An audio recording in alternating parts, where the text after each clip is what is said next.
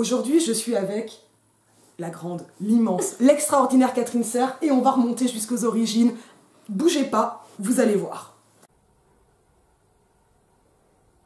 Quand je dis la grande, l'immense Catherine Serre, c'est parce que tu as un parcours poétique hyper important et artistique hyper important, mais là, j'aimerais aujourd'hui, et pas assez connu. C'est pour ça que j'ai voulu te citer dans l'essai, mais parce que je trouve vraiment que ton recueil, je crois que c'est ton premier recueil, est hyper important, mais peut-être qu'il faut te présenter d'abord. Je sais pas si poétiquement, artistiquement, tu veux te présenter ou... Bah oui, je veux bien dire quelque chose. Voilà, c'est marrant, pas mal. Ça t'arrange. Moi, j'ai envoyé un premier texte à la publication dans une toute petite revue en 2012. Donc, plus de 10 ans. Voilà, 10 ans. Suite à la remarque de quelqu'un qui, dans des textes anonymisés, avait dit « Mais qui est le poète qui a écrit ça ?» Et cette phrase, je l'ai entendue, j'ai accepté d'entendre. Je l'ai pris comme un cadeau. J'ai dit bah, « C'est comme une fleur, tu l'accueilles ou tu la rates. » Et voilà, j'ai dit bah, « Ok. » C'est lui qui l'a dit, tant pis, c'est son problème. Maintenant, je prends l'étiquette. Voilà. Et quelques mois après, il y avait cet appel à texte d'une petite revue du Haut-Beaujolais, tenue par un gars très sympa et qui s'appelle Cabaret. Et c'était Femme au bord de la crise de nerfs. Donc j'ai dit là, si tu n'envoies pas un texte, ne viens plus jamais pleurnicher auprès de quiconque. Ça, c'était une envie de poésie qui était C'était une envie de dire ce que je fais dans ma tête, c'est de l'écriture en fait. Si tu le fais passer sur une feuille ou sur un ordi, enfin si tu mets les mots, si tu rends visible, il y a quelque chose à voir. C'est pas que ça suffit cet enfermement permanent dans un... Moi je me considère comme une personne qui n'a pas d'imagination, j'ai toujours dit ça de moi. Alors que je pense qu'en fait il y avait un mécanisme d'écriture intérieure qui se faisait mais qui n'était absolument pas, qui n'avait pas de nom. C'est pas inconscient parce que je sais que je le faisais, mais ça n'avait pas de nom. Le passage au geste, et je pense que aussi maintenant la place des gestes, l'importance pour moi des gestes dans le travail de livre instantané au sens de performatif est très important. J'y attache une grande importance aux gestes et aux petits objets. Voilà, ça retrouve quelque chose de fondamental que j'ai vécu sans le nommer. Et qui est très incarné. Et qui devient du coup incarné. Ouais. Et que tu incarnes. Voilà, que j'essaye du mieux. Après, on fait comme du mieux qu'on peut. Mais qui d'un coup, le corps retrouve une place avec un nom. C'est vraiment être nommé. C'est vraiment ça. Donc être nommé poète sans nom, puisque ouais, il y avait l'anonymat. C'est vrai. Mais donc ce nom, donc tu pouvais t'emparer de l'étiquette et dire le poète est une poétesse. Voilà, c'est vrai. Et finalement, ça, alors là ce que tu dis, ça éclaire complètement ton recueil, qui est sorti donc en février 2023. De cette année, oui. Que j'ai eu la chance de pouvoir citer avant sa publication. Mais oui. Mais ça c'est quand même, alors ça, pour le coup, enfin, de travailler au moment de la rédaction, mais c'est vrai qu'il était sorti au moment de la publication de l'essai, à l'Arbre à Parole, et qui s'intitule La Maison de Mu. Alors là, c'est le moment où on fait la miniature, tu vois, le visuel. Oui. Hop, on n'oublie pas de sourire. Non, parce que là, après, je me maudis, tu sais, en me disant, mais je suis tout le temps flou, j'arrête pas de bouger. Une fois, je le fais encore. Peut-être que c'est un recueil, je disais, en blague sur les origines, mais c'est pas complètement une blague, mais peut-être faut-il revenir aux origines des origines, c'est-à-dire comment en es-tu venu à la Maison de Mu? Alors, je suis proche des éditions Malmström qui sont des sortes de... Voilà, qui travaillent en lien proche avec ce qui se passe à l'Arbre à Parole. On le montre en gros. Puisque la direction de Malmström et de l'Arbre à Parole sont tenues par la même personne, David Giannoni. Et avec la cosmogonie Malmström existe pour cette année, pour la 17e fois, j'espère que je ne me trompe pas de numérotation, un festival à Bruxelles, enfin qui a commencé en Italie, je crois. J'ai pas toute l'histoire, mais en tout cas, il y a eu 17 éditions. Il y aura à la fin juin 17 éditions du festival, qui est un festival art très ouvert. La poésie et le langage en est le centre, mais il y a de la musique, il y a de la danse, il y a toutes sortes d'expressions.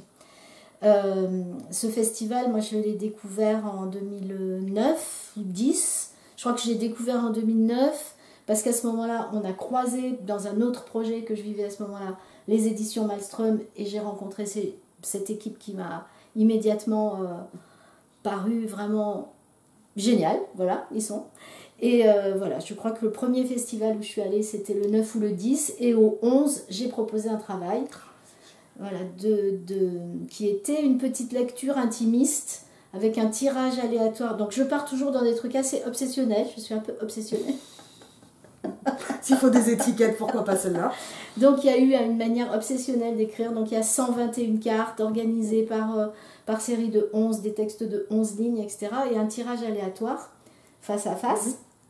Et voilà, c'était le thème du 11 de la force. Parce que là aussi, je me suis dit, si je ne m'arrête pas à ce thème de la carte du tarot, de la force, de cette femme incroyable, à la fois hyper intellectuelle et en même temps tributaire de ses forces intérieures dont elle ne sait pas si elle va les dévorer ou elle les anéantir, dans cette carte où cette femme a les mains dans la gueule d'un ours chien dressé contre elle.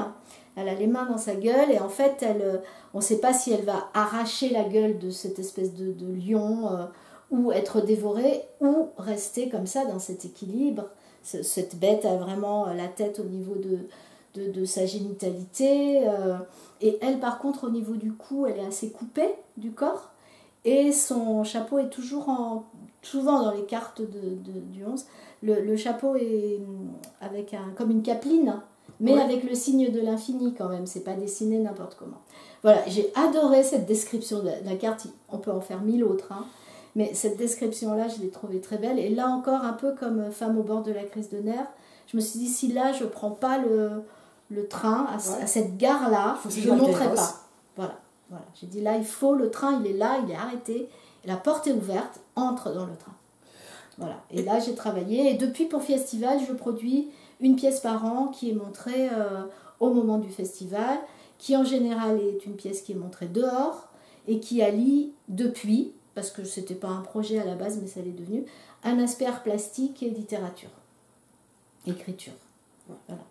La maison de Mu, le thème était la maison, pour 2022, et je me suis dit, j'ai démarré un travail où justement le thème du livre est apparu plastiquement, mais il n'y avait plus de place pour le texte. Et j'ai dit, allez, là encore, le travail même me parle. Maintenant, cette écriture-là, elle doit passer dans un livre. Tu veux peut-être expliquer déjà la partie plastique de ce travail? Donc, la partie plastique de ce travail autour de la maison, j'avais eu l'idée de... Bref, je ne veux pas dénigrer. Une sorte de petite cabane de bambou qui ressemble à un peu un tipi, quelque chose comme ça, en tout cas des bambous entrecroisés. J'ai la chance d'avoir eu la possibilité d'installer ça dans une roue de charrette. Qui fait exactement 1 mètre de diamètre. Et je regarde si on te voit bien les mains, on les voit. 1 mètre de diamètre, je voulais que ça fasse 1 mètre de diamètre, que ça va... Enfin voilà, là encore j'avais calculé, j'avais fait mes angles droits et mon Thalès et mon Pythagore. Voilà. Et je cherchais quelque chose qui serait au sol, quelque chose de circulaire, de textile, parce que mon travail aussi est allé vers le textile. J'ai commencé par une broderie avec la force et j'ai gardé cette idée du textile, des vieux draps de famille, etc. Je cherchais, je ne savais pas trop. Et là, dans une activité pratique physique qui s'appelle le BMC, Body Mind Centering, la personne qui nous faisait les séances parle du placenta. Je vais juste baisser en même temps pour qu'on voit bien tes mains. Ah d'accord. C'est trop dommage. Trop, hein, ah mais non, c'est super. Voilà, comme ça. Volubile là. C'était, puisqu'on a pris le train pour te suivre, il y avait un petit passage à niveau, toc toc toc, c'est passé. Et là, la fille évidemment, moi quand il faut que je trouve les noms de famille, il s'évade, mais voilà, je lui dis bonjour et merci. Elle parle du placenta et elle dit ces 2 adjectifs qui sont éphémères et indispensables. Et je trouve que ces adjectifs, d'un coup, je sais que c'est ça. Voilà. Pendant la séance, on est là, sur nos tapis, on se détend, on passe à placenta pour diverses raisons. Mais d'un coup, j'entends éphémère et indispensable. Et alors, un autre élément, donc ça, c'est vraiment quasiment la définition médicale de cet organe que nous avons tous côtoyé. À ce moment-là, je sais à peine comment. Même si certains m'ont traversé. Voilà, j'entends juste ces adjectifs et je dis mais c'est exactement ça, festival, c'est éphémère et indispensable. Mon travail d'art plastique, il est éphémère et indispensable. La poésie, c'est éphémère et indispensable. Enfin, d'un coup, vraiment, ça colle comme... voilà, ça se... Mais comme le bambou s'entrecroise. Voilà. Là, j'ai fait un travail de nœud, enfin bon, c'était assez beau. Et là, je suis partie sur réaliser un grand placenta en broderie. Qui existe donc, un petit et un grand d'ailleurs, il y en a. Ne faites jamais ça si vous faites de l'art plastique, les trucs pour de faux, genre maquette, donc j'en ai fait en maquette 25 cm, et quand j'ai fait ça, j'avais réglé aucun problème de comment j'allais faire le grand évidemment. Voilà. Mais, mais j'en ai deux. Les contraintes sont quand même différentes, mais c'est beau d'avoir le petit et le grand. Voilà, du coup j'en ai deux. Oui, et donc le petit 25 cm est à peu près taille humaine, et le grand 1 mètre, il s'avère que c'est ceux des baleines. Donc on a trouvé des placentas de baleines dans la mer, des fois des voiliers, des bateaux arrivent à prendre des photos, voilà, c'est extraordinaire. Et donc à partir de ce thème, je me dis, voilà, et elle prononce aussi un autre mot à ce moment-là, cette professeure, en expliquant la texture, la constitution du placenta, elle utilise le mot lac maternel, puisque l'intérieur du placenta est assez creux. Et il y a donc ces creux, s'appellent les lacs maternels. Et là, je dis, non, mais là, vraiment, le poème est là, quoi. Il suffit juste que je creuse, que je gratte, que je comprenne où et comment, mais c'est là, quoi. C'est ça, c'est déjà là. C'est déjà là, c'est déjà écrit, le corps l'a déjà écrit. Et je vais y arriver, Voilà. Et alors là, à ce moment-là, tu as cette intuition quand même très forte. Voilà. Ouais. Et au même moment, on sort un peu quand même des années terribles, confinement, plus rien ne se passe. La Maison de la Poésie de Hamay réouvre sa résidence. David Giannoni dit au fait, on réouvre, c'est peut-être bien le moment d'envoyer une petite proposition. Et là, je dis allez, encore une fois. Ouais. Donc, je vais travailler la pièce d'art plastique dans une galerie qui a un hangar de travail et le texte dans un lieu aussi d'écriture. Et je me dis, là, tu te donnes toutes les conditions pour mener au bout un projet. Et si à la fin, c'est pas un livre, mais j'arrêterai d'essayer d'avoir ce but. Je ferai que vidéo, écrit autrement, les revues, ailleurs. On se connaît par les vidéos poèmes. Voilà, je mettrai évidemment le lien de ta chaîne. C'est toutes les infos en description, mais ça comme d'habitude. Il faut arrêter, quoi. C'est un but. C'est un but parmi tant d'autres, mais c'est un but parmi tant d'autres. Il y a plein d'autres façons d'écrire et d'être dans l'écriture et dans la poésie.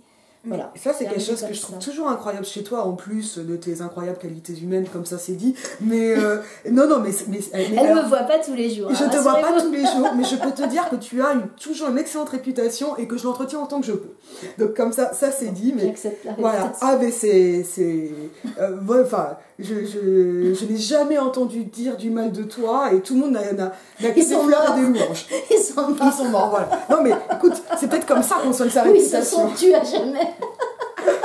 Donc ça c'est... Non, et puis je pense qu'il faut le dire aussi, bien sûr que les sympathies et les rencontres jouent sur même nos goûts littéraires, oui, en fait, tu vois, sur ce qu'on va lire, évidemment, par amitié ou quoi, mais ce que je voulais dire, en dehors des qualités qui sont mentionnées en passant, c'est à quel point je trouve fascinant que le livre soit un univers dans ce vaste univers artistique que tu as et qui est multidimensionnel.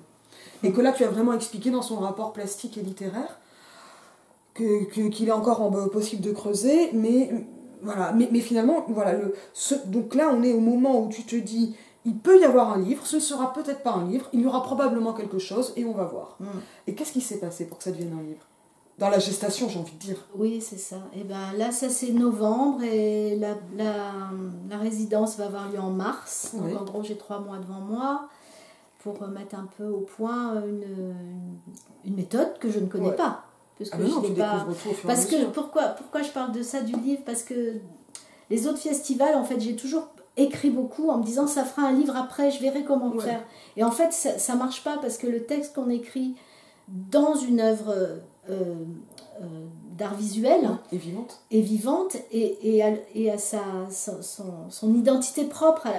Elle a pas sa place dans un livre. Tu peux pas arriver à recapturer le truc pour le oui, je veux dire, la transcription juste d'une perf, c'est pas ça qui m'intéresse. Ni d'une perf, ni d'un texte. J'ai un grand panneau Mu qui a précédé la maison de Mu. C'est une grande écriture qui fait 3 mètres sur 2 mètres.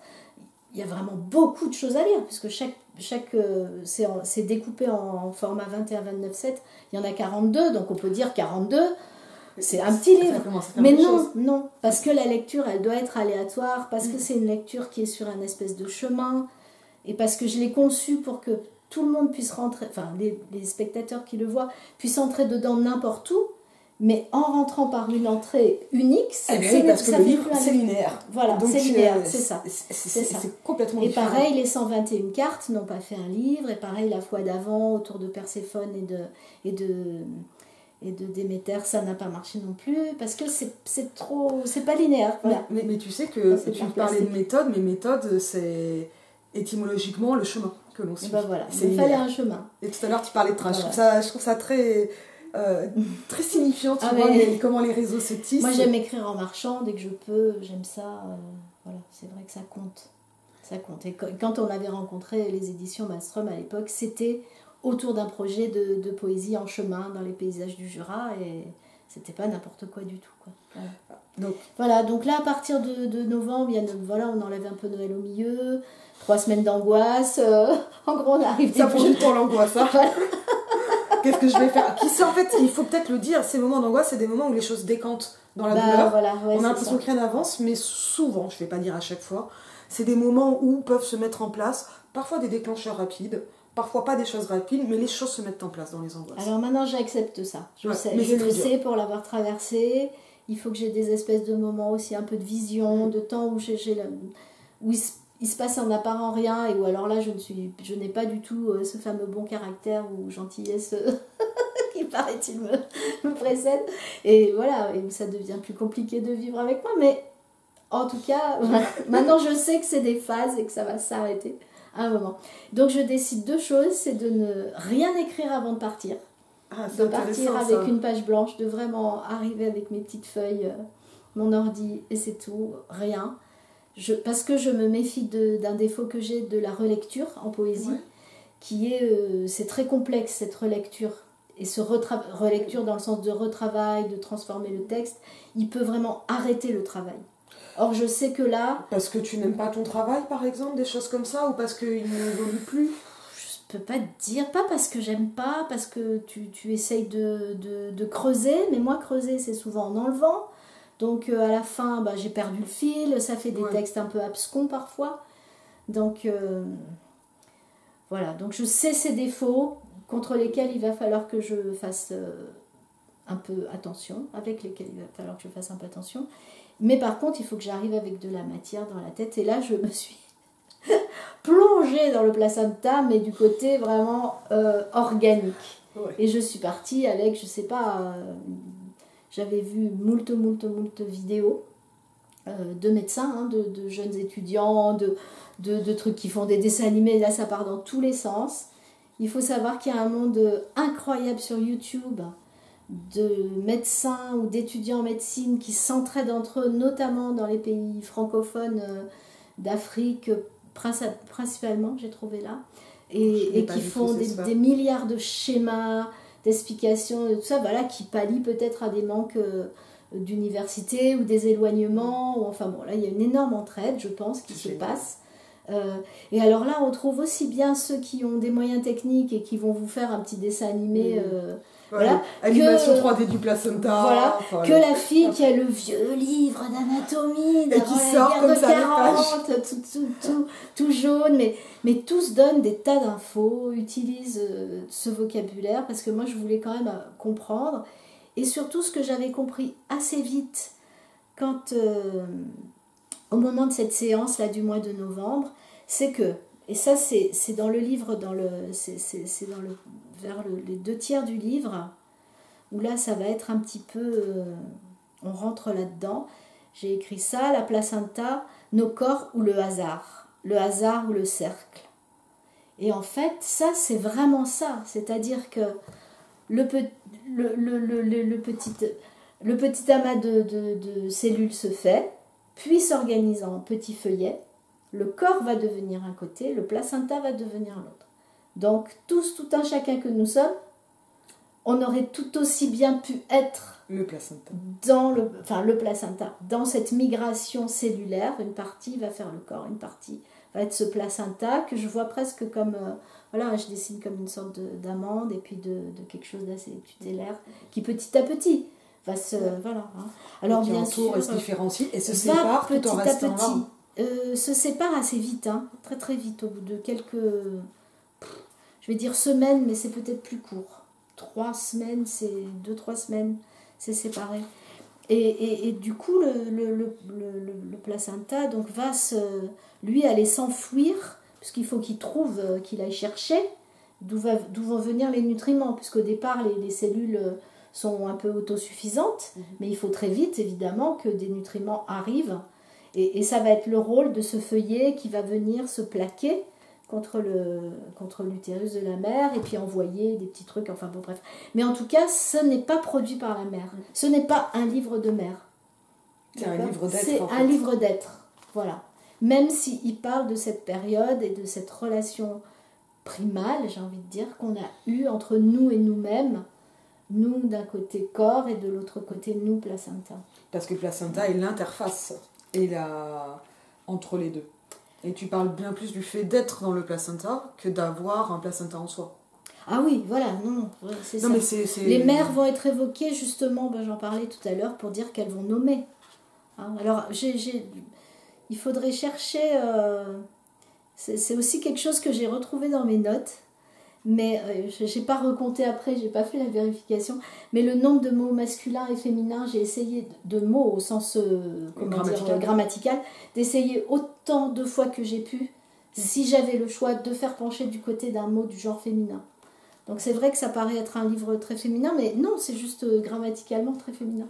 En plus, parce que tout humain, tout mammifère a eu cette expérience. Parce que c'est un moment d'origine plus que de gestation. Voilà, c'est un moment d'origine, mais c'est un moment d'origine et qui aussi, pour moi, qui a été très consolateur d'imaginer cette dualité, cette gémellité. Finalement, on l'a connue. Donc, quelles que soient les solitudes que l'on traverse, seul, on a connu ce temps-là de cette proximité gémellaire, de soi-même en soi-même, avec ces échanges incroyables, puisque là encore, quand même, le temps de remplissage et de vidage des lacs maternels, et c'est 1 minute. Donc, les humains inventent le temps, le parcellisent, le bidule, le machin, à un moment, c'est 1 minute, mais n'empêche que cette minute, on l'a connue intrinsèquement, puisque les flux et les reflux entre nos corps se formant et le placenta sont sur ce rythme de 1 minute. C'est hallucinant. Quand tu trouves ça au détour d'une petite vidéo tournée par une fille toute seule avec son vieux livre, tu vois, de je sais pas quand, du début du XXe siècle, et que d'un coup tu entends ça, tu crois que c'est un rêve, quoi. Tu crois que c'est un rêve, tu te dis merci, c'est ça, ça va marcher, quoi, c'est obligé. Voilà. Et donc là, tu as eu cette phase de documentation organique. Oui. Mais aussi historique. Historique, voilà. Alors là, à un moment, je me suis demandé d'où venait ce mot. Donc, il y a plusieurs origines possibles. Et il y a ce chemin qui s'est fait depuis la Grèce vers Rome. Et puis qui s'est fait autour de la migration du nom de galettes et de gâteaux et de recettes de cuisine. Donc, il y a toute cette branche très prosaïque de gâteaux qui s'appelle encore aujourd'hui placinta, par exemple en Roumanie. Voilà, c'est une expérience que j'ai faite. J'ai offert ce gâteau la dernière fois que j'étais invitée quelque part. À Mince, dans le Trièves, j'ai cuisiné des placintas. Donc c'est très bon. Très bon. En tout cas, ça donne envie comme ça. C'est très bon. Et voilà, et ça c'est vraiment l'histoire antique. Ce mot, il est nommé par Caton l'Ancien, dont on n'a qu'un seul livre, c'est de l'agriculture. Tous les autres qu'on sait qu'il a écrits ont été perdus. Et dans ce livre qui est vraiment assez... les graines, les machins, les levées, les moissons, les nanas, d'un coup, on ne sait pas pourquoi, il va donner la recette de placenta. Voilà, en disant c'est des galettes, il faut du fromage, il faut de la pâte, il mais faut sans ceci, il faut rapport cela. avec, je sais même pas si on peut dire l'organe, parce que c'est un organe Non, provisoire. plus, parce que lui, là-bas, il est à Rome et il parle de ce qui se passe à Rome et de cette... Je pense qu'il a bien aimé ce gâteau. Et puis il a mis la recette Il a du noté gâteau. la recette, à mon avis. C'est très vivant, c'est très concret, c'est voilà, Et c'est génial de voir le lien alimentaire alimentaire. et de fabrique aussi. Voilà. tu vois. Et après, sur cette recette, j'ai trouvé 2 petites sources. Un dans Archéo Junior, des années 90. Bon, c'était assez rigolo, qui redonnait cette histoire. Et puis en Belgique, non loin voilà, entre Bruxelles et Amiens, à la sortie de Bruxelles, il y a un endroit qui s'appelle Evert. Et là, il y a le moulin de verre, qui était donc un lieu de fabrication de farine ancestrale, dans lequel il y a un musée de la farine et du pain. Et là, ils font des ateliers. Et ils ont fait un atelier sur le placenta, la cuisine, pour les enfants. Et de nouveau, ils détaillent la recette, ils détaillent l'histoire de la migration de ce mot, de la Grèce jusqu'à Rome, au fil des conquêtes. Voilà, je retrouve tout, c'est assez cool. Et je me dis, et là, quand même, à force de brasser placenta, je me dis, mais pourquoi un mot romain, placenta, est-il masculin en français? Et quand est-il apparu? Pourquoi on dit ça comme ça? Pourquoi? Je regarde un peu, il y a plein de pays où c'est féminin, notamment en Italie. Donc mon livre n'a aucun intérêt à être traduit, puisque ça marche qu'en français, ce que je vais vous dire. Ça casse tous les effets de genre. Ça fera un gros travail. Ça va Mais faire néanmoins, on encourage. Si vous avez des envies de traduction, de Voilà. challenge. Si dans un pays, placenta, le mot est utilisé et a été mis au masculin, c'est pour vous, traducteur. Et d'ailleurs, Et là, je découvre que un des premiers, des médecins, quand la médecine se structure, là, au moment en 1645, donc on est dans ces périodes encore intermédiaires, hein, mais la science est en train de poser ses jalons. Il y a ce médecin qui s'appelle Théophile Gelée. Le nom est Gelée, extraordinaire. quoi, tu vois. Mais Albane Gelée, elle s'appelle Albane Gelée. Donc c'est un beau nom, c'est grande poète, grande poétesse. Et Théophile Gelée, il est médecin, il n'est pas médecin du roi, mais il travaille avec le médecin du roi, on est sous Louis XIII là. Et il est très très bon en grec, il faut se rappeler que c'est le moment où le grec est en train d'être oublié. On oublie le grec, on oublie le latin dans la vie quotidienne. Lui, il a encore cette langue, il y a accès encore, il est doué, il est bon. Et il a un grand héritage humaniste. Déjà, ça se suppose à son prénom. Oui, ah d'accord, oui. Théophile, c'est qui aimé de Dieu oui, en grec. En grec. Oui, c'est vrai. Donc ça... C'est vrai, mais j'ai bien aimé qu'il s'appelle Théophile C'est et en beau même aussi. temps gelé, quoi. C'est comme s'il avait 2 espèces d'entités absolument totalement enthousiasmant, contraires. transcendant Ouais. et extrêmement prosaïque. Ouais, Gelée. c'est ça. Ouais. Et puis gelé, on pense aux paroles gelées Aussi. de Rabelais. Je me disais, ah, c'est drôle. Enfin bon, ouais. Alors moi, j'étais vraiment dans la gelée, mais... Oui. Ah, moi je pensais mais je suis plutôt ça, tellement cette parole prosaïque, tu gelée. sais, sur plein de choses. Pas la gelée qui tremblote, mais plutôt Ah, la j'ai- gelée qui saisit. Ah bah, ouais, j'étais là, ok, placenta gelée, je voyais Ah, d'accord. Ouais, c'est les marrant. flancs, tu vois, des choses comme ça. Et donc, mais c'est voilà. génial, bon, ça, ce sont les hasards de la Et lui, documentation. Mais qui, et Mes l'histoire, recherches, je ne suis pas historienne, hein, je ne revendique pas que cette info est juste, mais apparemment c'est la première fois. Il va traduire tous ces textes grecs et latins parce qu'il en a marre qu'on lui demande aussi, apparemment, parce qu'à chaque fois, ou que lui soit obligé de retraduire à chaque fois qu'il a besoin de quelque chose. Donc là, il va traduire tout ce qu'il peut, tout le corpus qu'il connaît d'anatomie. Il va en faire des tomes et des tomes. Et il va. Quand arrive le moment de la reproduction et de la grossesse, il faut savoir qu'en gros, ils savent rien. Et il va pas non plus chercher bien loin. Donc, il a une espèce de petite phrase et il met placenta au masculin. Et là, je dis, c'est toi, Théophile, qui a fait ça. Et là, j'ai rêvé, inventé, fantasmé, je ne sais quoi, qu'en fait, il capte ce savoir médical qui était jusque-là aux femmes, puisque c'était quand même, on disait les matrones, on allait chercher toujours des femmes qui avaient elles-mêmes accouché, des bonnes femmes, des les sorcières, sages-femmes, enfin toute cette qui histoire de savaient savoir accoucher féminin. les autres femmes. Et il va capter, il va figer dans le livre ce placenta avec ce genre au masculin, il va... voilà. Et là, je lui dis, bah, ok, t'as fait ça, je te laisse, reste là. Donc ça, c'est vers le... je lui dis carrément, c'est le seul endroit Tu veux le lire, le où je passage lui parle... Quand tu t'adresses à Théophile Voilà. Gelée. Là, on croit qu'il peut y avoir une faute d'orthographe, on en a beaucoup parlé, puisque du coup, rends le mot, je m'adresse à lui, je lui dis, rends le mot, je vais le reprendre. Et du coup, voilà. Théophile Gelée, érudit, traducteur, patient lecteur, Élève fidèle, savant d'âge baroque, laisse place à présent à celle qui te précède. À présent, rends le mot emprunté aux matrones, aux transmissions dans les cuisines. Écoute maintenant les histoires de galettes profanes et retrouve la mémoire des galettes d'offrande. Dans la grande mêlée des histoires charnelles, des histoires dérangeantes, ainsi chantent les débuts. Et donc finalement, merci beaucoup, tu opposes au savoir prosaïque, mais érudit, le chant. Le chant, voilà, c'est ça. Ainsi chante l'histoire. Voilà, ça démarre comme ça. Ainsi chante l'histoire, oubliée, retrouvée avec Caton l'Ancien. Et là, on part dans l'histoire, justement. C'est à ce moment-là qu'on rentre dans Caton. Mais à chaque fois avec des formes que j'ai essayé de travailler à la fois avec un certain lyrisme au sens du chant, c'est vrai. Donc je peux montrer. Bien sûr, et puis elle rapproche un peu comme ça on le voit encore mieux. Qui rappelle finalement les cartes aussi, tu vois, même si on a quelque chose de linéaire. Les cartes. Les cartes que tu évoquais oui, en passant de l'une à l'autre. Mais il y a un parcours qui n'est pas le parcours d'histoire, parce que tu aurais pu commencer par Caton ou quoi. Non, alors le tout début du livre, le tout début du livre, je suis quand même consciente de ce que je fais. Et que... Personne n'en doutait. Non, mais toujours il y a cette... En fait, bizarrement peut-être, est-ce que j'ai pensé à ma mère, mais surtout à des gens qui toujours disent la poésie c'est trop compliqué, je comprends pas, je vais pas comprendre, c'est pas pour moi, tout ça. Et dans ma famille c'est un petit peu ça.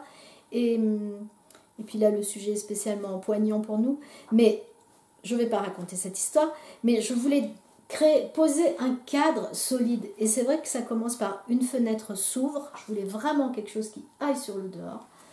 Je me penche au dehors et la maison tient. Et ça pour moi, par exemple dans des gens qui ont lu, on dit ah ben c'est le corps, c'est ci, c'est ça. C'est très beau de voir comment le lecteur va projeter des intentions. Mais pour moi, c'est incroyable. C'est vraiment ça, c'est-à-dire, on le sait quand on vient d'arriver dans une maison nouvelle. La maison tient, je suis dedans, j'ouvre la fenêtre, je me penche, je prends le risque. Peut-être je vais tomber. Mais non, puisqu'il y a la rambarde, il y a ce qu'il faut. La maison me tient. Hein. Maison solide, je suis dedans. Ça va aller. En permettant d'aller voir en dehors. Voilà, en ouvrant, puisqu'il y a cette phrase je me penche, mais à peine, corps contre la balustrade, je vois le minuscule sur mon bras, remuant ses petites pattes. Je vois l'astre dans l'au-delà du ciel, la bascule rouge dans le bleu, le rouge insaisissable, le rouge passager, le rouge impression sur rétine. Sur mon bras, petite patte, sous la peau le sang, maison solide, je suis dedans. Rien ne bouge, sauf le regard, ce que voient mes yeux. Ce texte, en plus, on n'est pas obligé de le lire dans l'ordre. On peut se naviguer. Chaque passage commence sans majuscule, mais se termine par un point. Pour avoir quelque chose de plus fluide, par exemple ? Je sais pas, ça, alors là, comment ? Alors ça, le rapport à l'installation du texte, là, il relève de quelque chose qui est vraiment de l'expérience de l'écriture du poème, je pense. Vraiment. Il est là. C'est en tâtonnant que tu essaies, quelque chose se passe et tu sens que c'est ça. Quand j'ai écrit en Belgique, j'ai écrit des textes avec des coupes, donc des passages, des retours à la ligne, des textes assez courts, d'une dizaine de lignes, des vers assez courts. Et j'en ai ramené, je sais pas, 35, 30. Donc je suis restée 15 jours, j'en écrivais 2 ou 3 par jour, voilà, une petite trentaine, je rentre avec ça. En plus d'avoir fait 1000 choses super sympas sur les lieux, découvert la Meuse que je connaissais pas, voilà, les lieux de l'édition, l'imprimerie même, la fabrication, et puis l'ambiance de la Maison de la Poésie qui est vraiment chouette. Voilà, et là je suis revenue avec ça, et là je me suis retrouvée devant ce problème de la réécriture. D'abord, j'avais pas un livre, j'avais que 30 textes, j'avais pas fini le parcours. Mais j'avais cette question de dire maintenant, qu'est-ce que ça fait ? Est-ce que le poème va s'allonger en ajoutant des vers entre deux ? Et comment ? Et ça, c'était complètement artificiel et nul. Ou est-ce que le texte, j'ai écrit tellement vite, après ces mois d'obsession, là, j'ai des espèces de cailloux, c'est l'inverse. Il faut que quelque part, j'aille voir qu'est-ce qu'il y a de souple dans cette matière que j'ai ramenée. Et là, je me suis dit, qu'est-ce qui se passe si je remonte tout? Donc j'ai remonté mes 10 petits vers, ça m'a fait des petits ensembles de 2 ou 3 lignes, et la même lecture, les mêmes mots, la même devient tout autre chose. Là, d'un coup, on voit les parties qui sont les choses qui manquent, les raccourcis qui sont beaucoup trop intenses pour que une personne qui n'a pas écrit ce texte puisse comprendre pourquoi il y a ce mot qui est là et puis l'autre qui est là. Parce qu'il faut qu'il y ait un lecteur, une lectrice, voilà. une lectrice. Quoi. Voilà, ouais. Mais alors quand tu dis que tu es remonté, ça veut dire que tu as enlevé les cuts finalement, les retours à la ligne. J'ai enlevé les retours à la ligne. Et donc j'ai eu des petits textes de 2 ou 3 lignes ou 4 selon. Donc moins abscons que ce que tu évoquais quand tu parlais des réécritures trop cisaillantes. Cisaillante, c'est moi qui le dis. Oui, non, mais c'est ça. C'était la même chose que quand c'était les mêmes textes. Hein, je ne les ai pas modifiés à ce stade-là. J'ai juste enlevé la coupe et je me suis dit, qu'est-ce qui se passe si on fait une lecture suivie comme ça? Où est la porte? Qu'est-ce que je me dis? Qu'est-ce que le texte... qu'est-ce qui résonne, mais qui est trop loin et qui doit revenir là? Tu vois, pour faire quelque chose comme une ligne de force, finalement. Oui, et puis pour aboutir à ces petits textes, ces petits paragraphes, donc ces petits fragments qui pour moi sont chacun un poème en quelque sorte, hein, mais qui n'ont pas cette règle de la coupe et qui du coup... je pense à un texte de Julien Dabrijon qui s'appelle Coupe courte, où lui il a fait le travail, c'est édition Lanskin, où il a fait un travail, lui, à l'inverse, d'essayer de couper au plus court de la coupure le livre entier, un livre de grand rythme et qui est passionnant à lire. Mais je ne sais pas parler avec lui de comment il l'avait fait, mais j'y pensais. Je me disais, ah oui, la coupe courte, c'est vraiment aller au minimum de ce qu'on peut mettre, tout en gardant du sens et de la métaphore et de l'image et de l'entraînement à lire la suite. Parce qu'il y a ça aussi dans ce que tu disais, c'est aussi l'en avant du texte. Remettre cet en avant du texte que parfois mon écriture enlève en gardant des choses trop fortes. C'est comme si tu fais, on va revenir à la cuisine, moi j'adore cuisiner, si tu mets que des épices, enfin si tu ne nommes dans un plat que les épices de ce plat, elles sont toutes bonnes, mais elles ne font pas le plat. Il faudra bien quand même la pomme de terre et un peu de riz, je sais pas quoi. Là c'est ce qu'on mangera tout à l'heure. Alors ça paraît horriblement prosaïque de comparer la poésie à de la pomme de terre. Moi, ça me va. Ou la langue à de la pomme de terre, mais on dit toujours mâcher les mots. Hein, il faut mâcher les mots. Quand je vois ce que Varda a fait des patates, oui, voilà. je veux dire, on est sauvés, tout va bien. C'est dédicace à Agnès Varda. Moi, je veux dire, on peut y aller, quoi. Et donc là, tu trouves un moment avec un long texte ou des textes plus longs? Ah non, ça n'a jamais été un texte unique. Hein. Okay. Pour moi, c'était des fragments. Ah oui, pour moi, c'est resté des fragments. Ouais. Et après, j'avais ce petit corpus. Et puis après, j'ai cherché aussi, du coup, d'un texte à l'autre.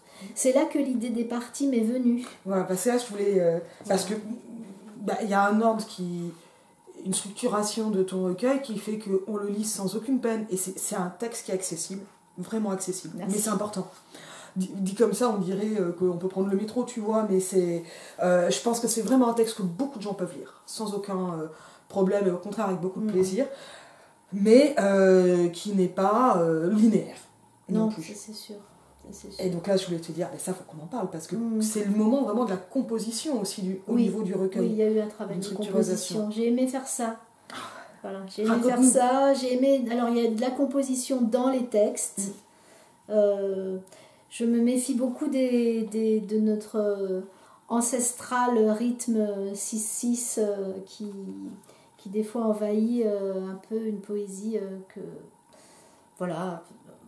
Je porte pas de jugement, mais je me méfie de ça. Parce que...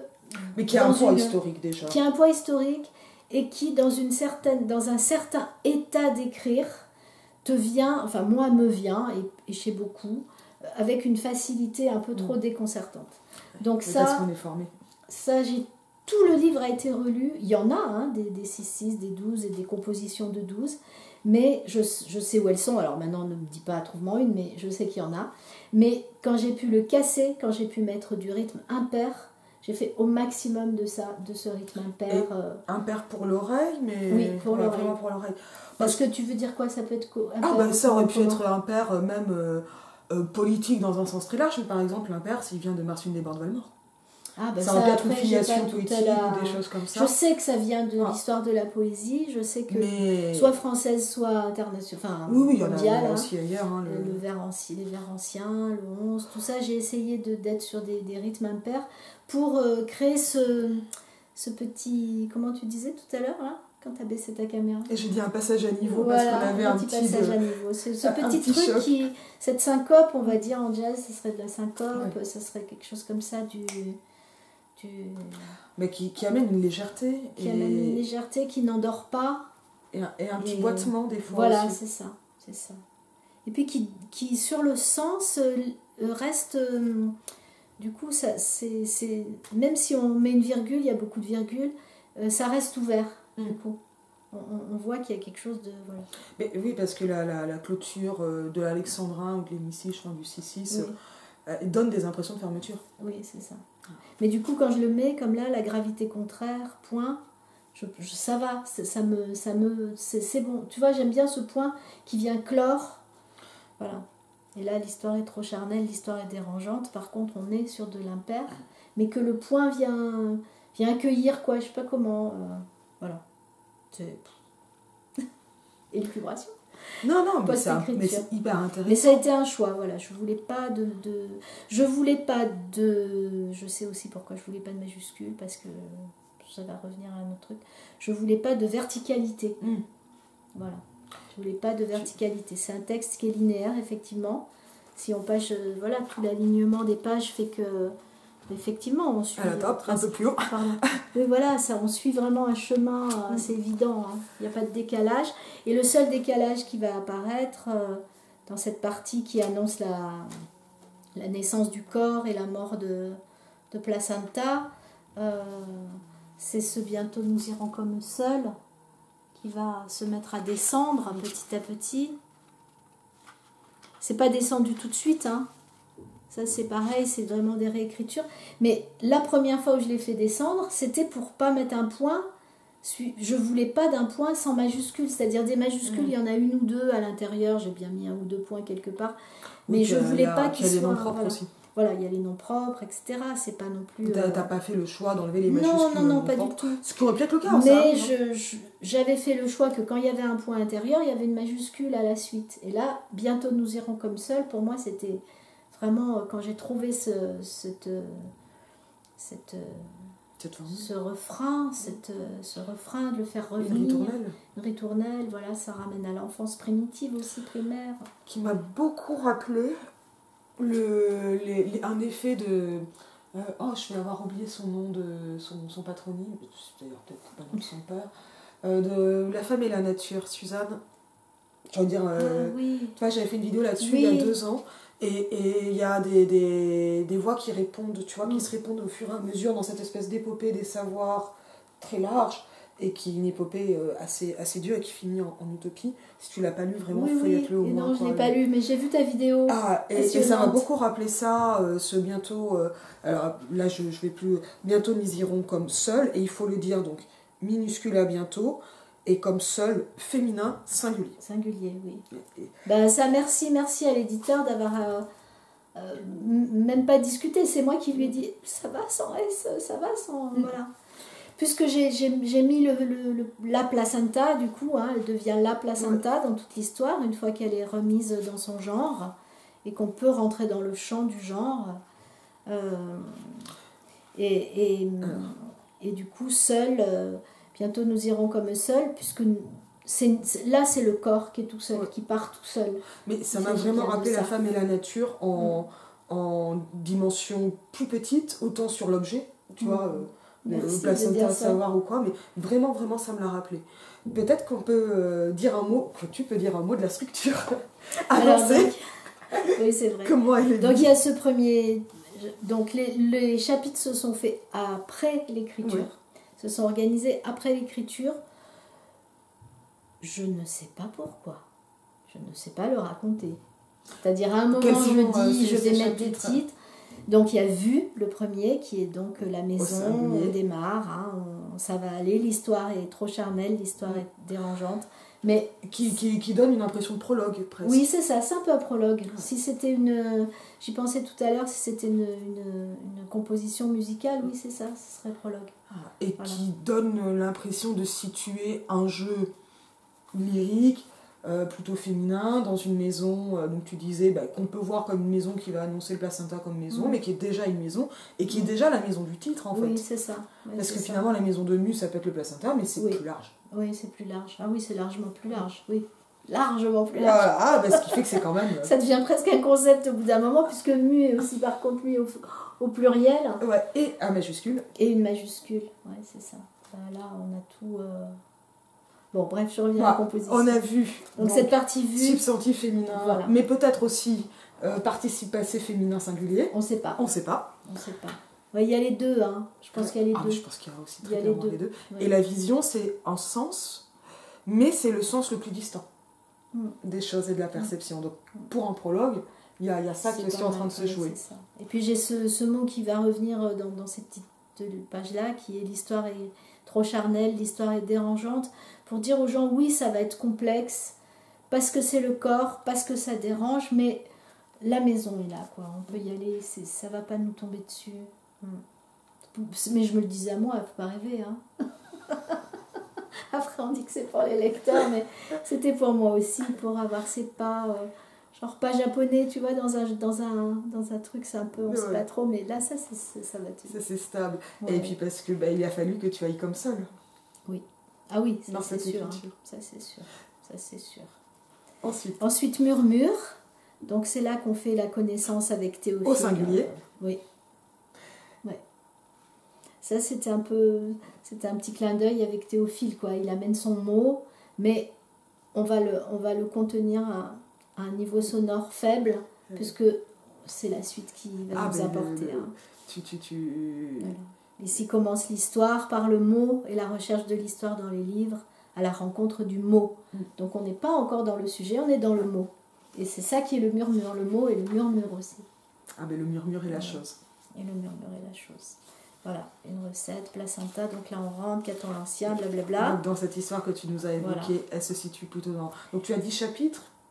Plutôt chapitre que séquence ou partie ? Je dis chapitre, ouais, j'y pense un peu comme chapitre. J'aime bien chapitre. C'est un joli mot, chapitre. Voilà. Mais tu vois qu'il y a quelque chose de romanesque. Oui. Plutôt dans les appartenances génériques. Mais c'est vrai que depuis 2018, j'ai accompagné tous les temps d'écriture poétique avec un gros travail sur la fiction, en lien avec les ateliers proposés par le Tiers-Livre et François Bon. On salue et remercie. Ouais, carrément, 1000 fois. Et ces ateliers-là, ça a été pour moi une façon de rentrer dans l'écriture justement plus large, plus de mots, plus de phrases, plus de détails, plus de blabla, tout ce que je détestais en 2018, que je n'arrivais pas à faire. Ce n'était pas je n'avais pas de but d'écriture de fiction. Je rappelle que je trouve que j'ai pas d'imagination, et voilà. Et à force de ce travail sur consigne, hein, mais c'est les consignes de François Bon, donc qui allient du formel, mais qui allient aussi de l'ouverture. C'est de grandes échappées. Vers des grandes échappées. Merci, c'est exactement ça. Et puis c'est vraiment des contraintes qui font penser. Voilà, c'est qui ça. Font penser, qui font écrire. C'est ça. Donc ça, et qui, très précieux. parfois se rapproche d'une écriture qui va permettre de creuser ensuite le poème. Voilà. Donc je trouve que c'est beau, ça, cette histoire de chapitre. Effectivement, elle est utilisée dans l'écriture au long cours, romanesque, mais elle est aussi le chapitre, l'endroit où l'on écrit, où l'on lit dans les monastères. La salle du chapitre, c'est la salle de la lecture. Avoir voix au chapitre. Et voilà, et passer au murmure. Voilà, c'est ça. Donc c'est dans ce passage qu'on entend chante l'histoire, le grec et le latin, et l'histoire des galettes sacrées offertes aux déesses, chante la mi-compagne, la préparation palpitante et l'histoire de l'oublié dans le rouge et dans le transparent, chair double ouverte au féminin, genre retrouvé, la placenta. Et là, voilà, il y a encore un ou deux textes. Et puis on passe à trans. Trans, c'est la partie que j'ai écrit vraiment... en tout cas, la partie sur c'est là ? Oui, c'est ça. Les derniers textes que j'ai écrits évoquent comment ça s'appelle ? Les rituels des Amérindiens d'Amérique, des Amérindiens, des peuples premiers d'Amérique, dont on sait bien sûr qu'ils sont dans un état de perte de culture et d'identité et d'histoire et d'objets, de population. Enfin, c'est une situation de génocide absolument dramatique encore aujourd'hui. Et je savais que j'irais voir de ce côté-là assez vite, mais dans mes documentations dont j'ai parlé dans l'hiver 2021-22, là j'y suis pas allée. Je savais que j'irais, mais que j'irais quand le livre serait terminé, que ce seraient les derniers textes écrits, parce que je voulais absolument pas, enfin si je les écrivais évidemment, mais je voulais absolument pas qu'ils entraînent quelque chose à leur suite. Je voulais qu'ils soient présents, parce que je savais que les cosmogonies étaient belles et je risquais de trouver des belles choses. J'en avais trouvé en Europe aussi. Il y a les enterrements des placentas, les plantations d'arbres, les poiriers pour les garçons, les pommiers pour les filles. Enfin, il y a plein d'histoires là aussi, mais qui sont peu documentées. C'est une phrase ou deux, c'est une allusion. Nous aussi, on a aussi effacé ces histoires de très proches de ces corps, et ces cosmogonies premières ont été effacées au moment des renaissances et des âges des sciences, etc. Voilà, Théophile, mais il a beaucoup d'amis. Mais qui a un emblème. Oui, c'est ça. Qui a un symbole. Il porte le chapeau, comme on dit, mais il est parmi tant d'autres. Notre société va vers cet effacement de ces pratiques ancestrales. Voilà, et donc j'y vais tout en dernier, et là je découvre vraiment que la gémellité, elle est quasiment nommée dans l'histoire comme ça amérindienne. Ils le considèrent comme un autre corps de nous-mêmes. Ils font cette bascule de advenu à la vie et mort du placenta comme étant une sorte de passage de relais, c'est-à-dire qu'à l'instant même où le fœtus commence à descendre, c'est la première fois que je dis fœtus, excusez-moi, mais voilà, c'est difficile de tout le temps pas le dire, mais où nous-mêmes commençons à entamer le processus vers la vie aérienne et le souffle, le processus qui est un très joli mot, je l'ai mis quelque part, mais de fin de vie du placenta se met en place immédiatement. C'est vraiment concomitant. C'est pas on est puis le placenta meurt, non, c'est quand voilà, il y a vraiment quelque chose d'incroyable là de cette traversée éphémère indispensable. Voilà, éphémère indispensable. Et puis qui n'est pas du tout, alors je le mets, il n'y a pas de sacrifice, hein. Il y a simplement une passation. Il y a eu cette collaboration, ce don de soi vers le corps qui se structure, qui s'organise pour pouvoir à un moment se dresser, respirer, aller de l'avant, alors que placenta va être au contraire dans quelque chose de très horizontal, de très souple, de très moelleux, de très pulsatile, et qui est nous aussi. Et on y renonce pour aller vers cette vie dressée et aérienne. Et dans la cosmogonie amérindienne, placenta, en mourant, part dans la zone de transition qui est la Voie lactée et nous ouvre le chemin de la mort. Elle nous attend, la nôtre. Donc c'est très beau. On peut mourir, on est déjà morte, donc c'est pas grave. Et parce qu'on est aussi éphémère, indispensable. Voilà. Mais je trouvais que c'était beau, cette façon d'appréhender la question de la mort par le fait qu'on l'a déjà expérimentée de manière vraiment extrêmement puissante, totalement oubliée. Alors comment faire un poème de tout ça? Évoquer les grands vivants des plaines, aller vers eux dans ce passage qui s'appelle Trans. Alors trans... Là il y a un S. Voilà, ES, mais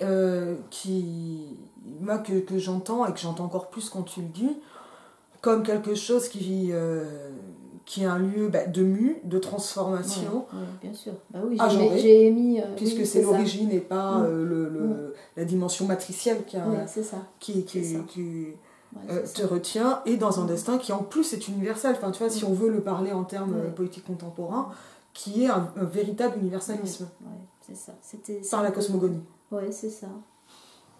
Ouais, c'est ça. Donc là, les gens liront le livre s'ils le veulent, mais c'est magnifique, quoi. On va pas là, il y a les ours et on retrouve. Alors voilà, je voulais quand même qu'on dise du... un mot aussi d'illustration, voilà, puisque les placentas dans ces rites amérindiens sont traités d'une certaine manière et offerts aux ours femelles qui sont vus comme vraiment l'immortalité, puisque les ours vont se lever dans les grottes et ressortent souvent avec les oursons, alors qu'elles sont rentrées ours, elles ressortent avec les oursons. Elles sont capables d'accoucher, ça je parle pas de tout, mais une ours qui est délogée de sa grotte est capable d'accoucher d'oursons viables, même si la gestation n'est pas terminée, par exemple. Voilà. Donc en offrant, alors là pour eux vraiment c'était des offrandes, en offrant le placenta en nourriture aux ours, c'est une façon aussi d'offrir l'immortalité au corps de l'humain. Mais une immortalité qui est aussi une régénération. Voilà, une régénération. Tu vois, et pas juste on ne meurt jamais, le fameux juste cercle. On disparaît, on revient. Tu veux dire quelques mots quand même sur cette image magnifique? Ben voilà. Alors en la montrant à nouveau, parce que nous avons des spectateurs, des spectatrices en public. Alors bon, tout le monde ne voit pas que c'est un ours en train de marcher avec ou une ours plutôt, avec deux sortes de, je ne sais quoi, disques Maelstrom dans la main, quoi. Voilà, ça c'est mon histoire avec eux. Même si c'est la parole. Le Maelstrom est là. C'est toi qui l'as dessiné. C'est moi qui l'ai dessiné. J'ai cherché longtemps. J'ai essayé plein de choses. Je suis partie d'images, je suis partie de photos, je suis partie de choses. Bon. Et puis j'ai fini par trouver une petite chose sur internet qui me plaisait bien. Et en faisant un traitement graphique, c'est devenu ça. Et c'était ça, quoi. Et ça, c'est dessiné, disons, en 2 heures, mais c'est je sais pas, des semaines et des semaines d'inquiétude. Une sorte d'inquiétude. D'intranquillité. D'intranquillité, parce qu'on se dit qu'est-ce que... Et là, le crayon, d'un coup, se met à faire ce qu'il doit. La page... J'avais essayé... J'étais partie sur l'idée de feuilles de ginkgo biloba. J'ai beaucoup cherché avec les feuilles de ginkgo. J'ai cherché des œuvres d'artistes qui ont fait des travaux de, justement, textile, d'impression textile avec des feuilles de ginkgo. Je trouvais ça très beau. On n'arrivait pas à le photographier. Enfin, vraiment, il y a eu beaucoup d'impasses. Et là, il fallait la solution, quoi. La date approchait, le livre allait être fait. Qu'est-ce qui allait se passer? David m'a dit, oui, je crois que tu peux... Ce serait bien que tu le fasses, tu vois. Je dis, il croit que je peux le faire. Est-ce qu'il ne croit pas un peu trop, des fois? Ben non. Et puis d'un coup, voilà. Et ça, cette image, ce qui m'a servi de source, je l'ai trouvé assez vite. Et j'espérais aussi pouvoir le traiter techniquement et puis voir avec la personne qui l'avait fait, tout ça. Et puis là, je m'en suis suffisamment éloignée pour que ça n'ait pas lieu d'être. Mais c'est vrai que c'est parti de quelque chose, quoi. Une petite vision. Et... Ah oui, j'ai aussi acheté un travail, je dis son nom aussi, à David Bartholoméo, un beau travail de gravure dans du bois. Là aussi, j'espérais qu'en photographiant ce travail des autres et en le traitant, ça rendrait quelque chose, mais rien ne donnait le résultat. Il te fallait aller comme seul. Voilà, il fallait aller comme seul, oui, c'est ça. Ouais, c'est ça, ça a été un hiver. C'est bien que tu redises tout ça, parce qu'après on comprend mieux la fatigue intégrale qui dure encore depuis le mois de février et depuis décembre. C'est dur d'écrire. Oui, c'est carrément. C'est très dur. Voilà. Et ça ne se voit pas à la longueur des textes ou à ce genre de choses. Non, pas du tout. J'aimerais bien qu'on dise un mot. Mais moi, si on partait en langage un peu académique, on essaierait de voir, c'est une poétique placentaire, des choses comme ça. Moi, je trouve que ça me paraît pas intéressant comme formule. Moi, j'ai plutôt l'impression que tu écris du dedans par moment, notamment, tu vois, sur ce être dans la maison, être là, le rouge qu'on a dans cette... C'est mes obsessions, en fait. Ouais. Si on regarde la création de la maison de mue du placenta en broderie, il y a toute une petite série de vidéos où là, ça a été une introduction à l'écriture, c'est pour ça que j'en parle, même si c'est pas les textes qui sont là. Mais j'ai teint le tissu que j'ai utilisé, qui est un vieux drap de famille, de maison, avec les lettres, les initiales, voilà, les chiffres. Ouais, le chiffre. Et là, j'ai enregistré, alors c'est une toute petite courte vidéo, mais j'ai enregistré en même temps que je coupe mes betteraves, que je fais bouillir, quelque chose de très sorceleux, quoi, sorceleuse. Là, j'ai mes bassines et ça trempe et ça bidule, et après on voit l'aiguille. J'ai fait des gros plans sur mes mains, sur les aiguilles, sur les fils, sur la... Je vais les mettre en avant, ces vidéos. C'est ça qui m'a amené à l'écriture. C'était une espèce d'écriture instantanée, vidéo poème instantané, je sais pas comment l'appeler, vidéo rêve instantané, qui est vraiment des fois j'avais 1 ou 2 mots ou 3 mots en repère pour ne quand même pas toujours partir de rien, mais voilà, et ensuite je filme, j'ai 4-5 minutes et j'en fais un petit montage qui dure 1 minute, quoi, en mettant la voix comme je veux par-dessus. Une fois j'ai toujours mis la voix, une fois que j'ai eu le montage, la voix vient. Là ça partait image, je me filme dans mes gestes, je transvase, je verse, je coupe, je couds, je monte la minute 30 et je diffuse, et en diffusion j'ai mon micro et j'enregistre. En impro ? En impro. Voilà. Et ça... Bon, on est toujours en impro quand on écrit en premier, mais c'est plutôt au niveau 1 de l'écriture, on va dire. Mais tu vois, quelles sont les questions que tu t'es posées, ou quelles sont les choses auxquelles tu as fait attention en écrivant ? Et ben, dans les parties suivantes, parce que là, une fois qu'on a fait les rituels, une fois qu'on a fait les rituels, qu'on a parlé, il y a une petite tombe aussi dans laquelle, là, il est possible que dans cette petite tombe, un petit objet de terre cuite puisse être la placenta de cette petite fille dont c'est la tombe.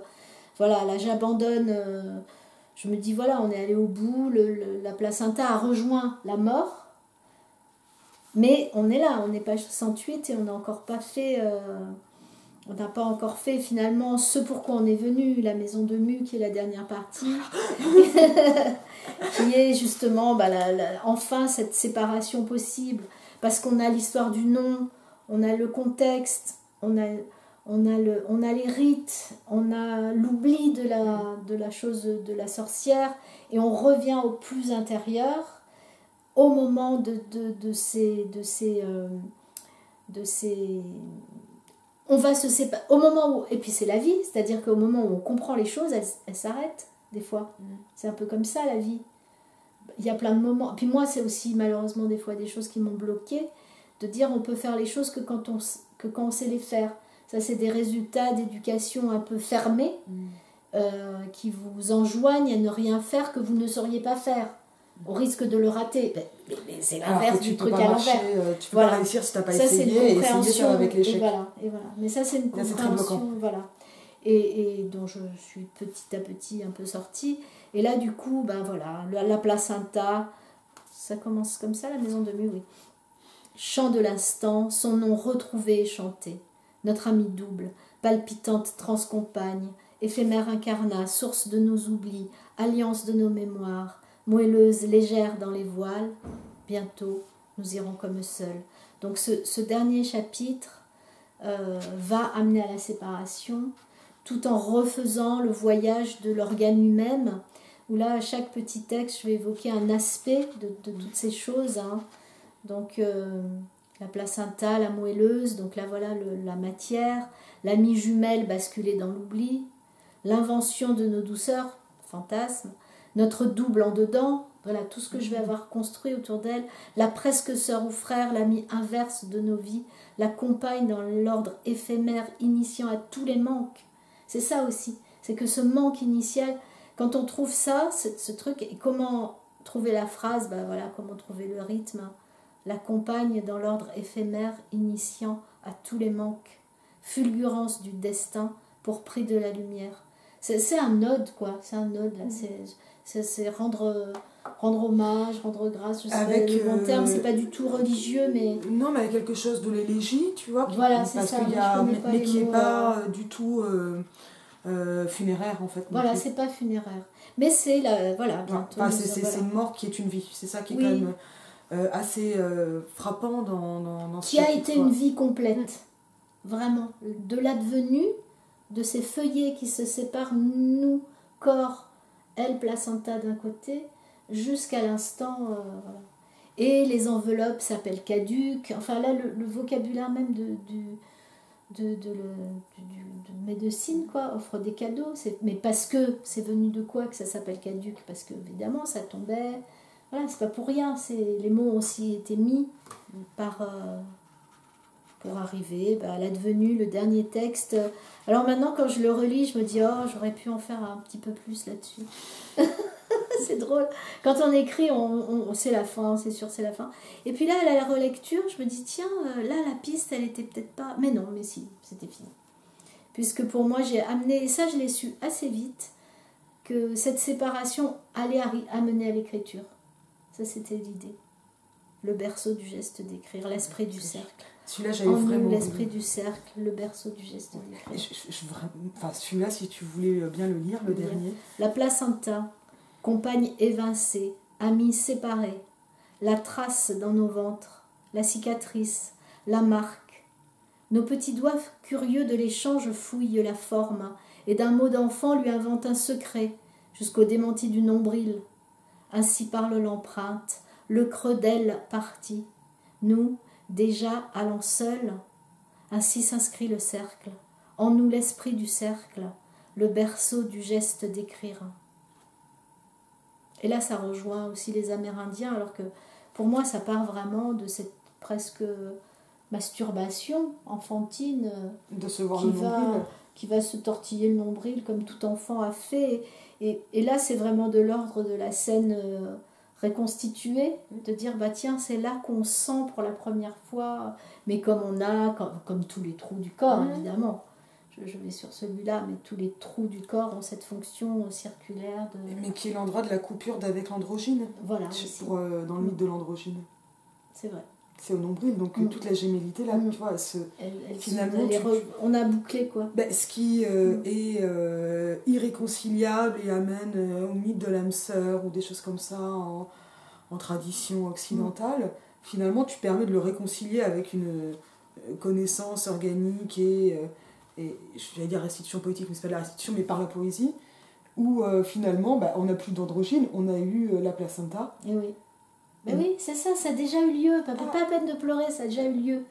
Pas la peine de courir après cette gémellité perdue, pas la peine de pleurer sur la solitude. On a connu l'absolu, une sorte d'absolue perfection, puisqu'on est advenu à la vie. Quel que soit les parents, la famille, le truc. Ça rejoint Dolto, qui consolait les enfants de vie très très triste, en disant, mais quoi qu'il te soit arrivé, tu es arrivé à la vie. Donc, si tu n'es pas mort, si tu n'es pas morte, c'est ta force. Fais ta force du fait d'avoir vécu, d'être en vie. Et ça, je trouve que ça donne beaucoup d'espoir. C'est très résilient, extrêmement résilient. Ouais. Et tu vas plus loin, parce que c'est pas juste le bonheur d'être en vie, c'est non, c'est un absolu, c'est pas le bonheur d'être en vie. C'est pas un bonheur, c'est un absolu. Oui, mais c'est le... sur non, mais vraiment, là, sur le berceau du geste d'écrire n'est pas le berceau de l'écriture, non. Et ça me plaît. Ça insiste. Alors, donc, tu as toute cette espèce d'évacuation du mythe de l'androgyne. Donc, la placenta, tu le fais en Italie. Tu es d'accord que je fasse... Oui. Ah oui, je ne l'ai pas dit, ça, c'est vrai. On l'a pas dit. Non, mais moi, je t'ai dit, j'étais pas très concentrée ce matin quand je t'ai relu, tu sais pourquoi. Les abonnés le sauront à un moment. Nous avons nos secrets. Mais la placenta, donc pas de majuscule en italique. Et ça, c'est extrêmement intéressant. Ça rappelle tout ce qu'il y avait sur le mot la chose. Avec sur la partie murmure. Là, il y a un ensemble d'appositions qui viennent qualifier cette placenta, donc compagne évincée. Le mythe amoureux évoqué là tout à l'heure, il est absolument là. Amis séparés, je trouve génial de passer de l'amour à l'amitié. Et donc aux autres formes d'amour. Toujours tu as de l'élargissement cosmogonique, tu vois, dans tout ce que tu fais. La trace dans nos ventres, et là on est dans du dedans, qui pourrait être matriciel, mais qui finalement, par le nombril, va bien être un vrai universel et pas juste parler du féminin ou des personnes assignées femmes et qui restent dans cette idée de maternité. C'est beaucoup plus large. Ah oui, ben ça, je voulais pas parler de ça, ni. Oui, mais je l'explicite. Et tu l'avais explicité. Donc la cicatrice, la marque. Et en fait, on passe de la placenta à la trace de ça. Et est-ce qu'il nous prouve qu'il y a finalement une espèce de preuve ultime, visible, universelle et individuelle, que tout le monde a. Et en plus, qui normalement est négatif, parce que se regarder le nombril, c'est pas positif. C'est vrai, j'ai pas pensé à ça. Tu vois, mais quelque chose d'extrêmement prosaïque, et qui en fait, tu lui donnes, toi, c'est vraiment l'ombilicone, et ça fait donc aussi de chacun, comme tu disais en citant Dolto, bah vraiment l'ombilique du monde, vraiment son propre nombril, comme centre du monde, mais sans que ce soit quelque chose, je sais pas moi, de mégalomane, mais qui est simplement très là. Et tu vois, on passe de la maison du départ dans laquelle on est à cette espèce de point absolu que chacun a en soi et qui est tout aussi concret que la maison dont on se penche. Et tu vois, le mouvement où on se penche par la rambarde, où le jeu lyrique se penche par la rambarde au début, et puis après, alors j'ai une robe, alors je vais pas montrer mon nombril parce que ça va éviter. Mais où tu vois, on va se pencher, tu vois, on a le même mouvement dehors, dedans, mais un dedans qui n'est pas un dedans de moi, qui est un dedans qui a inclus tout le monde et qui revient, tu vois, qui fait comme ça le cercle du mouvement, enfin de la forme placenta, du nombril, qui soit dedans, rentrant ou sortant, mais ça on s'en fiche de la forme précise du nombril. Oui, bien sûr. Mais le nombril il est circulaire, mais il y a aussi ce mouvement du corps qui se penche sur lui-même, mais qui n'est pas un corps centré sur lui. Parce qu'il aura eu tout ce regard avant. Et moi, je trouve vraiment que tes textes comme ça, et en plus avec ces jeux, donc on a parlé du fait que bientôt nous irons comme seul. Je suis pas très bonne en poésie, en diction politique, mais descend de plus en plus, tu vois, mais que ça fonctionne aussi comme des visions, tu vois, les unes après les autres, et qui sont pas des cuts brutaux comme tu as, je sais pas, comme quand on regarde des clips de musique, tu vois, que ça cut, que ça peut être brutal, et qui sont pas... tu vois, qui vont tisser une linéarité, mais qui ne se dit pas toujours, qui n'a pas forcément besoin de se dire, comme des instantanés en fait, tu vois. Et donc, moi, je trouve que c'est très sensuel, mais aussi extrêmement visuel à ce niveau-là, et qu'on l'a dans ce mouvement sensuel, oui, c'est sûr. Et charnel. Charnel, oui, mais dans un sens... Mais pas dans le sens érotique, dans le sens incarné. C'est les zones où j'ai du mal à aller en écriture. Mais c'est quand tu vois ce que Houellebecq ou Bruno Le Maire en font, c'est pas forcément mal. Donc, et puis tu vois, non mais la placenta, hop, le mot, nos ventres, la cicatrice, donc là on est sur des articles définis singuliers qui vont permettre d'avoir quelque chose d'universel. Donc tu vois, chacune en a un exemplaire en soi, mais on n'est pas dans l'idée, le mot comme on l'avait avec l'italique avant. Très simplement, mais ça avance, tu vois, de ligne en ligne. Donc la cicatrice, la marque, et hop, à nouveau un autre instantané à l'intérieur de l'instantané, qui est donc autour du nombril, quoi. Nos petits doigts curieux de l'échange fouillent la forme. Et là, on passe sur le pluriel des doigts, mais donc aussi de la mise en action du geste. Et donc sur cette vision comme ça, et donc d'une autre sensualité qui rentre finalement dedans le nombril, mais qui rentre pas. Alors ça c'est pour les gens qui n'ont pas le nombril sortant, parce que tout le monde n'a pas toujours le nombril fouillant. Mais je sais pas, moi comme j'ai le nombril plutôt creux et pas sortant, je sais pas comment on peut se fouiller le nombril dans d'autres cas, mais laissez-nous des commentaires. Voilà.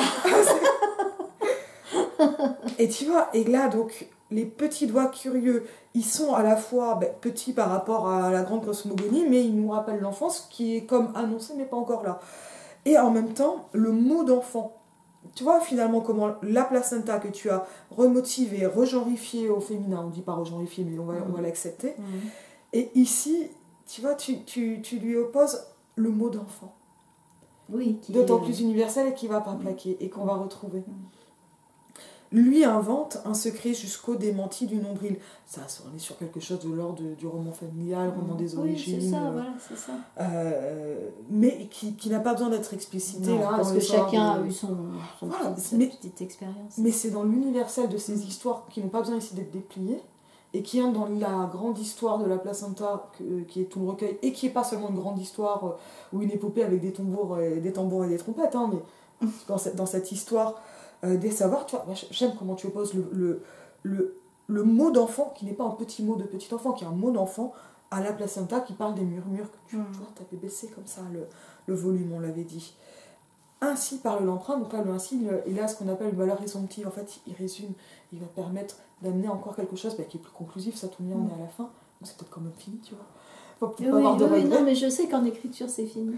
C'est ce que j'ai réécrit, ce texte-là je l'ai réécrit le plus, peut-être 10 fois. Ouais. Ah ben, mais ça se voit. Plus, je sais pas, je tournais autour, c'est le cas de le dire. Ce qui tombe bien.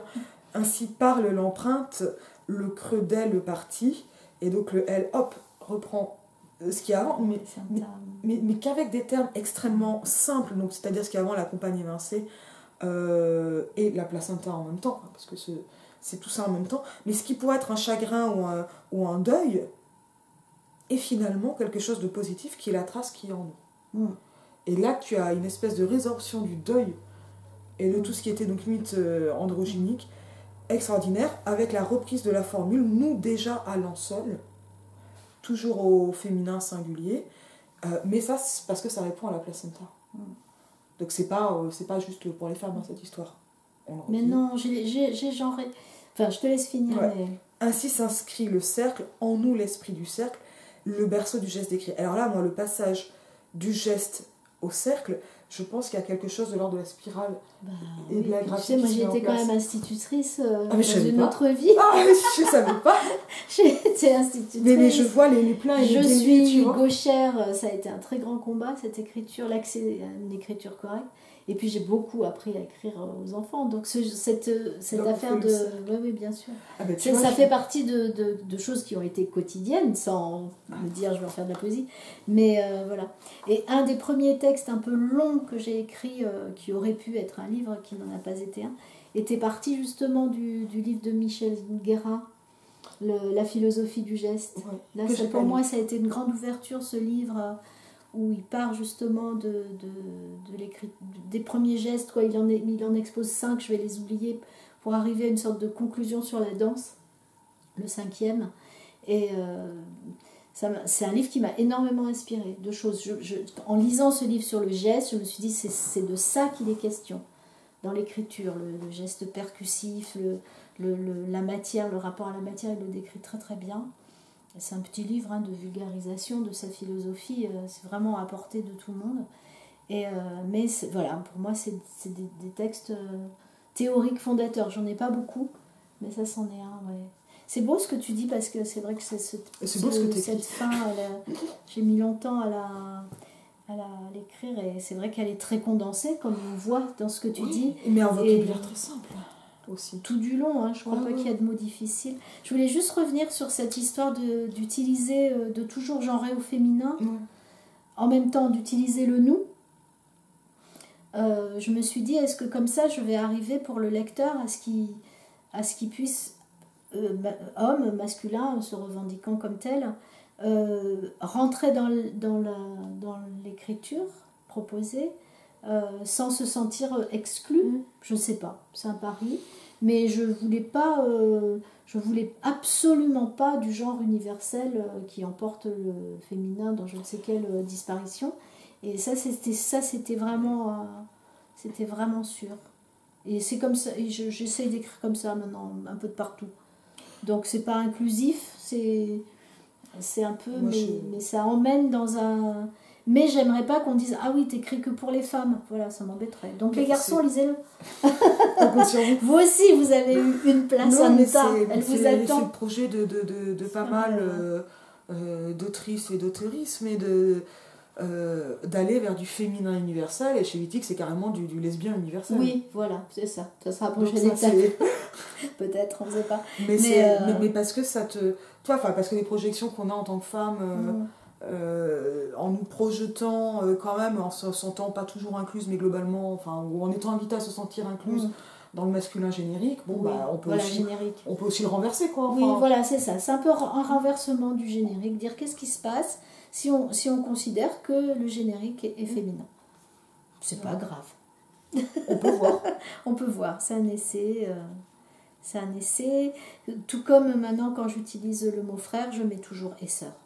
Systématiquement, ça c'était C'était Marc Perrin qui m'avait suggéré ça, justement pour des créations pour Fiestival. J'avais travaillé le conte des 12 frères, dans lequel une sœur va coudre des chemises, etc., dans le silence, avec des orties, donc vraiment une épreuve assez énorme, et qui est devenue 12 fois frères et sœurs ou sœurs, dans le titre. Suite à sa remarque, on se dit mais pourquoi 12 frères? Je fais oui, il a raison. Non, il a raison, Martin. Voilà, donc interroger ça, mais à chaque fois il y a un peu des dates inaugurales pour moi, pour d'un coup cristalliser un truc. Je fonctionne, j'ai besoin des autres. Ça c'est sûr. Ça peut être un besoin, mais ça veut aussi dire que tu les écoutes et que tu les entends. Et ça, c'est une grande force. Ah, bon, bah ça c'est gentil de le dire comme ça. Des fois je me dis, oh, tu trouves pas tes idées toutes seules, il faut toujours qu'on te les donne. Mais bon, ça c'est les mauvais jours. Est-ce qu'il y a des choses que j'ai oubliées, Catherine, dont tu voudrais parler? Non, je sais pas. Moi, j'ai l'impression qu'on a fait un panorama. On a fait un beau tour. Ouais. On a fait un beau tour.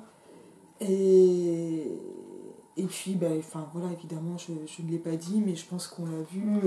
Je ne peux que conseiller la lecture de La Maison de Mu et de suivre... Édition L'Arbre à part. Voilà, tout ton travail. De toute façon, tous les liens vont être en description. Ouais, super. Non, je rigole, c'est un petit clin d'œil, voilà.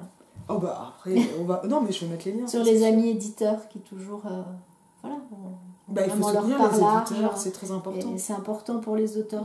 Je pense que c'est La Maison de Mu, édition L'Arbre à Parole. C'est vraiment pour moi le titre, il est comme ça. Mais c'est important.